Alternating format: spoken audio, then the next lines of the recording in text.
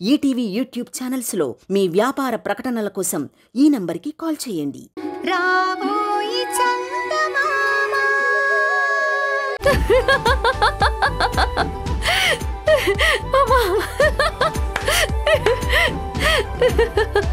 అయ్యో, ఏమైంది చంద్రిక? ఎందుకు అంత నవ్వుతున్నావు? అసలు ఏం జరిగిందో చెప్పు. అయ్యో చెప్తాను. అసలు ఏం జరిగిందంటే, అత్తయ్య ఆ వీరభద్రం అయ్యో అయ్యో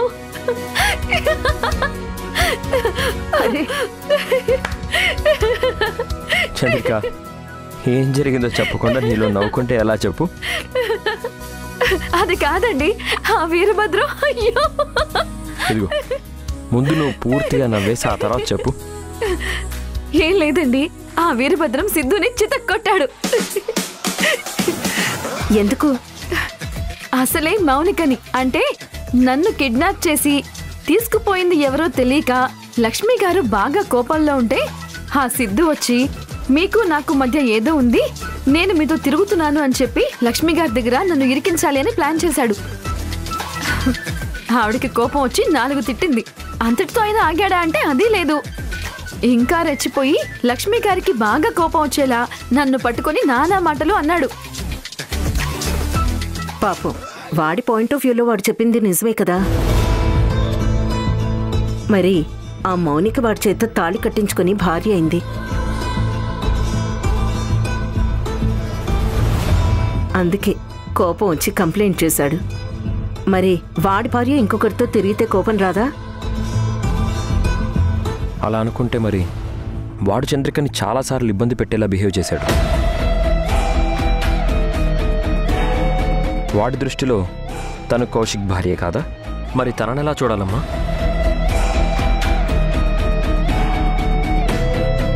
కానీ వాడు చాలా వక్రంగా చూసేవాడు. అవునత్తయ్య, చాలా ఇబ్బంది పెట్టేవాడు.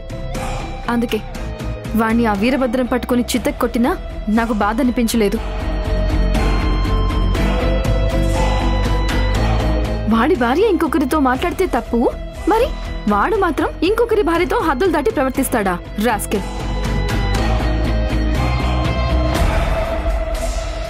అసలు ఇంతకీ ఏం జరిగింది? నా మీద లక్ష్మి గారికి కంప్లైంట్ ఇచ్చి నన్ను తన దారికి తెచ్చుకోవాలని ప్లాన్ చేశాడు.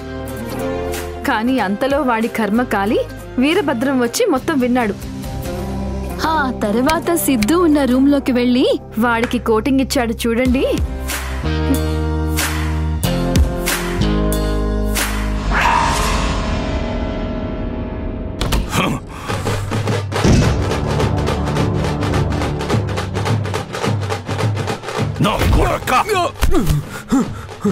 నాన్నా, ఏంద్రా నువ్వు చేసిన పని?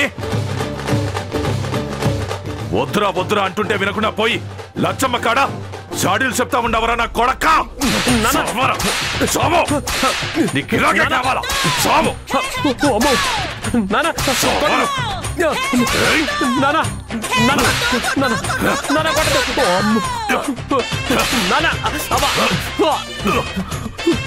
ఇంకోసారి ఇట్టా చేస్తావా? షాడీలు చెప్తావా? కొట్టదు కొట్టదు. బామ్మ చావ కొడుతున్నాడు చూడు. నిన్ను కొట్టడం కాదురా, సంపాలా. నీ వల్ల నా ప్లాన్ అంతా నాశనం అయిపోతున్నది. నిన్ను ఆగు నాయనా, ఆగు ఆగు. ఆ కొరడా పక్కన పెట్టి ఆ దెబ్బలకి మందు రాయి. థ్యాంక్స్ బామ్మ, బతికించావు. ఇదిగోరా మందు. గొడ్డు కారం, గొడ్డు కారం, గొడ్డు కారం. వామ్మో, ఏంటే ఇది? నీకంటే ఆయన బెటర్లా ఉన్నాడు. కారం పెడితే చచ్చిపోతానే. నిన్ను చంపినా పాపం లేదురా వీరా. నువ్వు కొట్టి కొట్టి అలసిపోయినావు గాని కాసేపు విశ్రాంతి తీసుకో. వీడి దెబ్బలకి నేను మందు పూస్తాను. నానా బామ్మ వద్దే. ఏదమ్మా? అయిపోయిందా? అంతే అంతే అంతే, తగ్గిపోతుందా? ఉండరా నాయనా, ఆ చేతికి అంటిస్తా. తగ్గిపోతుంది. ఆ చేతికి మందు పెడతానయ్యా. ఉండు నాన్న, ఏముండదు, కాస్త మండుతుంది అంతే. చెప్పిన మాట విని బ్రహ్మని కాళ్ళు పట్టుకుంటాను. ఆగమంటే ఆగవే. తగ్గిపోతాదిలే, తగ్గిపోతాది నాయనా. చెప్పిన మాట విను నాయనా. కొంచెం మందు రాస్తావు. ఎక్కడ ఎక్కడ ఏది? ఇక్కడ ఇక్కడ కొంచెం. అది అలా తన్నులు తిన్నాడు. వాణ్ణి పట్టుకొని చితక్ కొట్టాడు అత్తయ్య. లేకపోతే ఆ రాస్కల్ నన్ను ఎంత ఇరిటేట్ చేశాడో తెలుసా? నేను భరత్ గారితో మాట్లాడుతుంటే దొంగచాటుగా చూసి పోయి వాళ్ళ నాన్నని తీసుకుని రావాలని చూశాడు. అందుకే వాళ్ళ నాన్న చేతనే వాడిని కొట్టించాను. ఒక రకంగా చెప్పాలంటే ఆ సిద్ధు చాలా అమాయకుడు చంద్రిక. ఆ వీరభద్రమే అసలు విలన్. మనం ఆ వీరభద్రం ఆట కట్టించాలి. అది నిజమే చంద్రిక. వాడు నువ్వనుకుని ఆ మౌనిక మెళ్ళలో తాళి కట్టాడు. పాపం, తన భార్య ఇంకొకరితో చనువుగా ఉంటే ఎవరైనా ఎలా తట్టుకుంటారు? సిద్ధు అందుకే తన ఫ్రస్ట్రేషన్ చూపించాడు.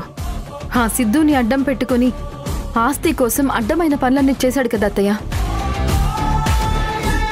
అందుకే అతని ప్లాన్స్ అన్ని అతనికే తిప్పికొట్టాను. ఈ విషయంలో రుద్రాణి హస్తం కూడా ఉంది చంద్రిక. అసలు ఆ సిద్ధుని రెచ్చగొట్టింది తనే. ఆ సిద్ధుకి నీకు పెళ్ళైపోతే భరత్ తన సొంతం అవుతాడని చాలా ప్లాన్ చేసింది. ముందు దానంతు చూడాలి. నెక్స్ట్ టార్గెట్ ఆ రుద్రాణి అత్తయ్య. చాలా తెలివిగా ఇంట్లో వచ్చి చేరింది కదా, తనని తన దారిలోనే వెళ్ళి ఎలాంటి పనిష్మెంట్ ఇవ్వాలో ఇస్తాను.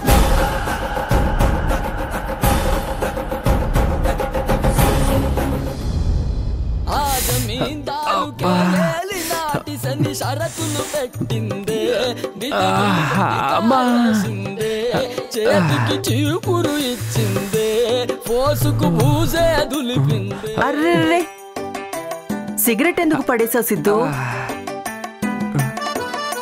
ఏంటి సిద్ధు, ఏమైంది? అంతా తెలిసి మళ్ళీ అడుగుతావండి సిస్టర్. నన్ను మా నాన్న చితక బాధేశాడు. ఈ వయసులోనే ఇంతలా కొట్టాడంటే వయసులో ఉన్నప్పుడు దొరికితే చంపేసేవాడేమో. అదేంటి సిద్ధు, నువ్వు మొదటి నుంచి ఇక్కడ లేవా? ఇప్పుడు అది ఇంపార్టెంటా సిస్టర్? చిత కొట్టించుకున్నదిగా అబ్బా జాలి చూపించకుండా ఆరా తీస్తావేంటి? సిద్ధు, నువ్వు చెప్పింది నిజమేనా? నిజంగా భరత్ చంద్రిక క్లోజ్ గా ఉండడం నువ్వు చూసావా? ఈ రేంజ్లో దెబ్బలు తిని వాతలు పెట్టించుకున్నాను. నన్ను చూసిన తర్వాత నీకు నమ్మకం కలగట్లేదా సిస్టర్? వాళ్ళిద్దరూ రాత్రంతా ఏకాంతంగా ఉన్నారు. నన్ను మాత్రం మా నాన్న లాక్కొని పోయి స్టోర్ రూమ్ లో పడేశాడు. నాకెందుకో నువ్వు చెప్పేదాని మీద నమ్మకం కలగడం లేదు సిద్ధు.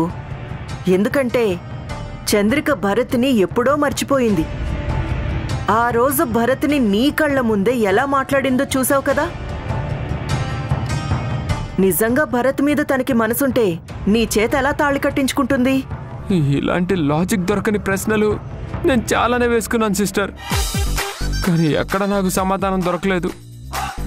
తాళి కట్టి భార్యను చేసుకొని శోభనం జరగలేదని కుమిలిపోయి పెళ్ళాన్ని కిడ్నాప్ చేసి తండ్రి చేతిలో చావు దెబ్బలు తిన్నా ఒకే ఒక్క వ్యక్తి నేనే సిస్టర్. నా బాధ ఎవరితోనైనా చెప్పుకుంటే చాలా కామెడీగా ఉంటుంది సిస్టర్. నేనెంత నరకం భరిస్తున్నానో నీకు తెలీదు. నీ మీదొట్టు సిస్టర్, చంద్రిక భరత్ని మర్చిపోలేదు. వాళ్ళిద్దరూ ఇంకా అలాగే ఉన్నారు. అది కాదు సిద్ధు, భరత్ మీద మనసుంటే నీ చేత తాళెలా కట్టించుకుంటుంది? అది అమ్మో వద్దులే, లేనిపోయింది ఎందుకు చెప్పడం. తను చంద్రిక కాదు మౌనిక అంటున్నారని చెప్తే ఈసారి నాన్న కాళ్ళు విరిచేస్తాడు. సిద్ధు అదేంటో చెప్పు. నాకు తెలీదు, గుర్తులేదు, మర్చిపోయాను. అదేంటి సిద్ధు? తెలీదన్నా కూడా అదేంటి ఇదేంటి అంటే ఏమన్నా అర్థం ఉందా సిస్టర్? ఈ కాన్వర్సేషన్ ఇంతటితో సమాప్తం. అమ్మా అమ్మా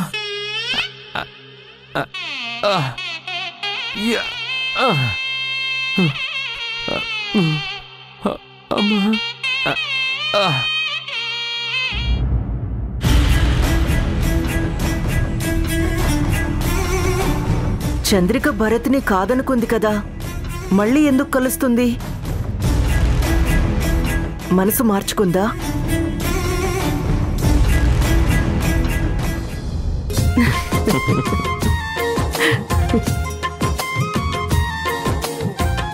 భరత్ గారు, coffee ready. Thank you Chandrika. నీ చేతి కాఫీ తాగి ఎన్ని రోజులైందో. అత్తయ్య, కాఫీ తీసుకోండి. నీకెందుకమ్మా ఈ పనులన్నీ? కూర్చో నువ్వు. సూపర్. నమస్కారం అమ్మా. నమస్తే రాయుడు, కూర్చోండి. పర్లేదమ్మా. అరే కూర్చో. కూర్చో రాయుడు. ఇదిగో బాబు, మీరు చెప్పినట్టే పోయి ఆ సిద్ధుబాబు చదువుకున్న చోటు నుంచి తెచ్చినాను.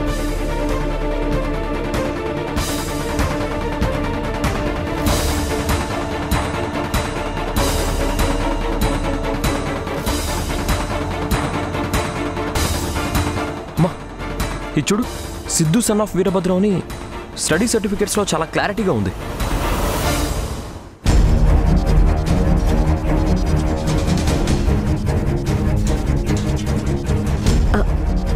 అవును నిజమే, అతన్ని దత్తత తీసుకున్నారు కదా. మరి వీరభద్రం పేరు ఎలా ఉంది? అసలు తండ్రి పేరు ఉండాలి కదా. చిన్నప్పుడే దత్త తీసుకున్నారమ్మా. ఆ అబ్బికి అమ్మాయ్య ఎవరూ లేరు, అన్నీ ఇళ్లే చూసుకుంటుండారు.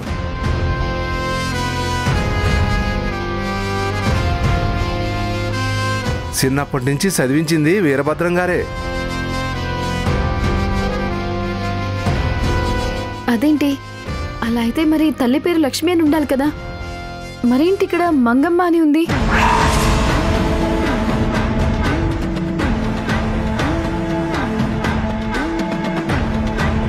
అవునా? నిజమేరా, తండ్రి వీరభద్రం అయితే తల్లి కూడా లక్ష్మి అని ఉండాలి. వేరే పేరు ఎలా ఉంది?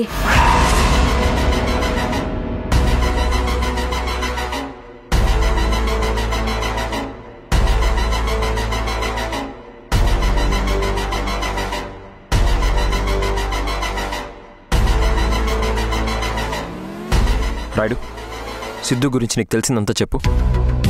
నిజంగా అతన్ని వీరభద్రం దత్తత తీసుకున్నాడా? అవును బాబు, పసిపెట్టుగా ఉన్నప్పుడే వాళ్ళ అమ్మా నాయన చనిపోయినారని చెప్పి దత్తత తీసుకున్నారు. మరి ఇదేంటి రాయుడు, ఇందులో తల్లి పేరు వేరేలా ఉంది?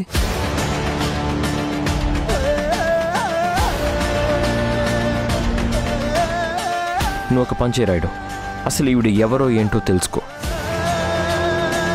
ఈ సర్టిఫికెట్లో మంగమ్మ అని ఉంది. ఆవిడ ఎవరు, ఆవిడకి వీరభద్రంకి సంబంధం ఏంటో తెలుసుకో. అట్నే బాబు, వచ్చానమ్మా. నమస్తే.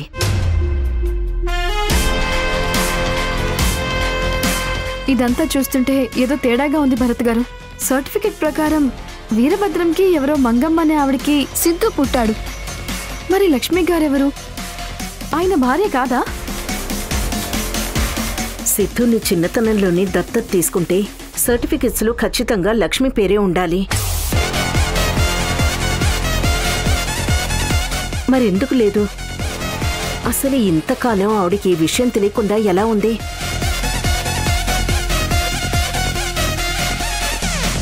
తెలిసే అవకాశం లేదమ్మా.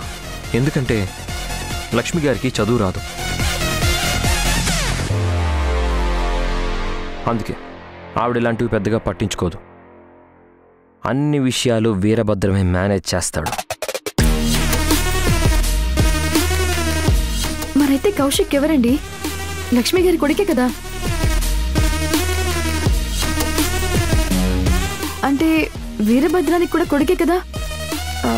మరి సిద్ధు మీద చూపించినంత ప్రేమ కౌశిక్ మీద ఎందుకు చూపించలేదు?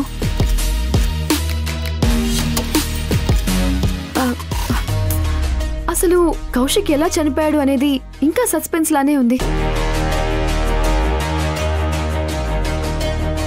కన్న కొడుకుని వీరభద్రం ఎలా చంపాడు అనే ప్రశ్నకి సమాధానం దొరకలేదు. అంతలోనే ఇంకో ప్రశ్న ఎదురైంది. అదే నువ్వు తెలుసుకోవాలి చంద్రిక. అసలు లక్ష్మి గారికి వీరభద్రంకి ఉన్న రిలేషన్ ఏంటో తెలుసుకో చంద్రిక. ఆవిడ బయటికి చెప్పుకోని రహస్యాలు ఏమైనా ఉన్నాయేమో తెలుసుకో. అవును చంద్రిక, ఆవిడికి నువ్వంటే బాగా ఇష్టం కదా, ఖచ్చితంగా నువ్వు అడిగితే చెప్తుంది. అలాగే అత్తయ్య, అంతా తెలుసుకుంటాను. మరి నేను బయలుదేరుతానండి. ఉంటాను.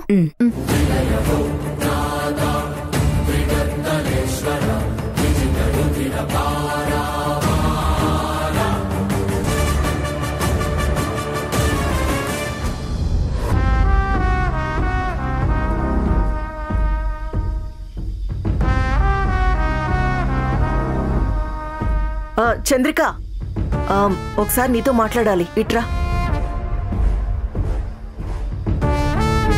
ఏంటి? ఏం మాట్లాడాలి? ఇలా రా, చెప్తా. రా. నువ్వు ఎందుకు తడవకో రకంగా మారిపోతున్నావు? నాకు మాటిచ్చావు, గుర్తుందా? ఆ మాట ఇప్పుడు ఎందుకు తప్పుతున్నావు? ముందు నువ్వు ఏం చెప్పాలనుకుంటున్నావో ఫస్ట్ అది చెప్పు. అంతేకాని ఈ స్పీచ్లు అవి వద్దు. సరే, సూటిగా అడుగుతున్నాను. భరత్ని నువ్వు వదిలేశాను అన్నావు కదా? భరత్ నీ వాడే, కావాలంటే నువ్వే మా ఇద్దరి పెళ్లి కూడా చేస్తానని చెప్పావు. మరెందుకు ఇప్పుడు మళ్ళీ భరత్తో క్లోజ్గా ఉంటున్నావు? ఎవరు? సిద్ధు చెప్పాడా? తనేం అబద్ధాలు చెప్పడం లేదు కదా, ఉన్న విషయమే చెప్పాడు. సిద్ధు చేత తాళి కట్టించుకుని ఇప్పుడు భరత్తో రొమాన్స్ ఎందుకు చేస్తున్నావు? ఏంటి రుద్రాణి, ఏంటి నీకు పిచ్చి పిచ్చిగా ఉందా? ఎలా పడితే అలా మాట్లాడతావేంటి? అసలు ఇదంతా నీ వల్లే వచ్చింది. ప్రాబ్లం నీ దగ్గర పెట్టుకొని నన్ను అంటావేంటి? నేనేం చేశాను చంద్రిక? భరత్ని నేను వదిలేశాను అంటే నువ్వేమన్నావు? నువ్వు వద్దంటే భరత్ని నేను పెళ్లి చేసుకుంటాను అన్నాను. నువ్వు ఎలాగూ సిద్ధుని పెళ్లి చేసుకున్నావు కదా, మా జోలికి రావద్దు అన్నాను కదా. అలాంటప్పుడు మరి భరత్ని తీసుకుని వెళ్లకుండా ఇక్కడ నువ్వేం చేస్తున్నావు? నువ్వు భరత్ని తీసుకుని వెళ్ళలేదు, కానీ అతను మాత్రం నా వెంట పడుతున్నాడు. మరి నన్నేం చేయమంటావో చెప్పు. అప్పటికీ నువ్వంటే నాకు ఇష్టం లేదు అని చెప్తూనే ఉన్నాను, వినట్లేదు. నన్ను డిస్టర్బ్ చేస్తూనే ఉన్నాడు. అందుకని నువ్వు తనతో అంత క్లోజ్గా ఉంటావా? అలా అని ఎవరు చెప్పారు? సిద్ధు చెప్పాడా? వాడో పిచ్చోడు. భరత్ నా వెంట పడుతుంటే నేనేం చేయను? నేను నీకేమీ కాను, నీకు నాకు సంబంధం లేదు అన్నా వినడం లేదు. కాస్త నవ్వుతూ మాట్లాడి వదిలించుకోవాలి అని చూస్తుంటే అది చూసి సిద్ధు ఏదేదో ఊహించుకున్నాడు.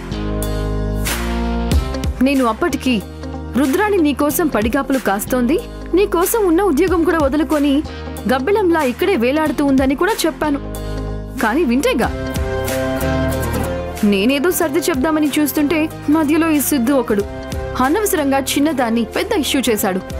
ఏంటి చంద్రిక, నిజంగా నీకు భరత్ అంటే ఇష్టం లేదా? చిచి, నేను వదిలేసిన మనిషిని నువ్వు ఇష్టపడతావేమో కానీ ఇంకొకరు ఇష్టపడిన వాళ్ళని నేను మొహం కూడా చూడను. Thank you Chandrika, thank you thank you thank you thank you so much. సరే చూడు, కొద్ది రోజులు ఆ సిద్ధు గాన్ని నా జోలికి రావద్దు అని చెప్పు. నేను కాస్త పీస్ఫుల్గా ఉంటేనే భరత్తో మాట్లాడి ఒక మంచి డెసిషన్ తీసుకునేలా చేయగలను. ఓకే, అర్థమైందా? అర్థమైంది. సిద్ధు సంగతి నేను చూసుకుంటాను. నువ్వు మాత్రం నన్ను భరత్ని ఎలా కలపాలో అది ఆలోచించు. Thank you Chandrika, thank you so much.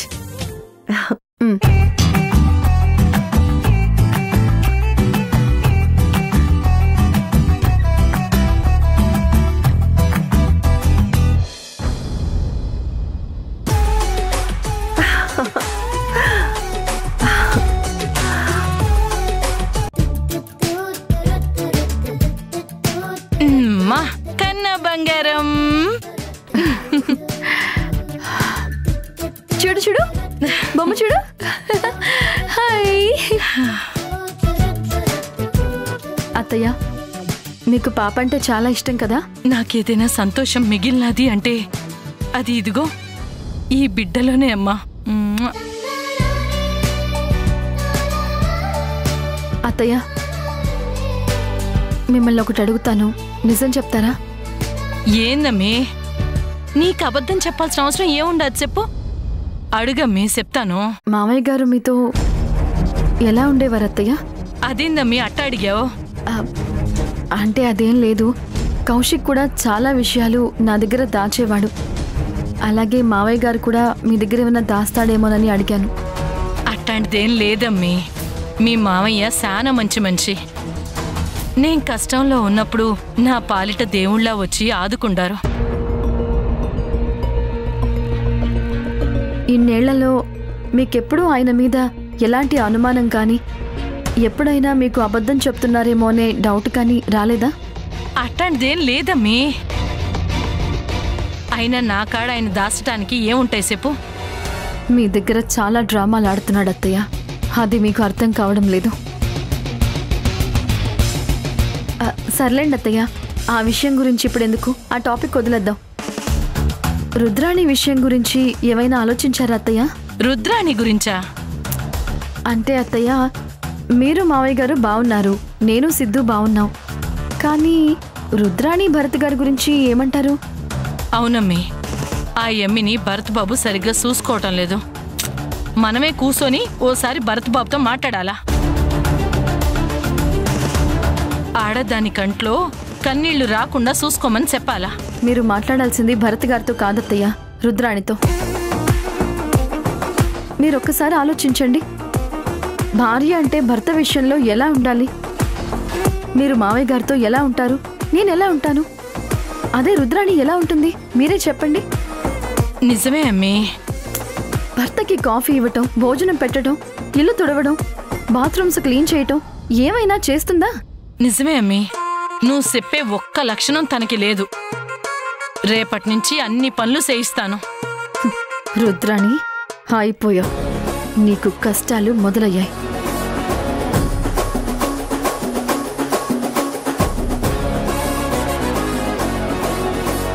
వాళ్ళు భరత్ గారి ప్రాణం తీసేదాకా వదిలిపెట్టరు.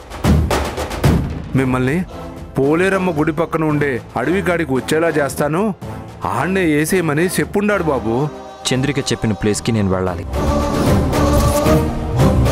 అనుకున్న ప్రకారం నేను ఆ వీరభద్రం చెప్పిన స్పాట్కి వస్తాను. వాడికి కావాల్సింది నా ప్రాణమే కదా. అక్కడ అందరి ముందు కత్తితో నన్ను పొడిచే.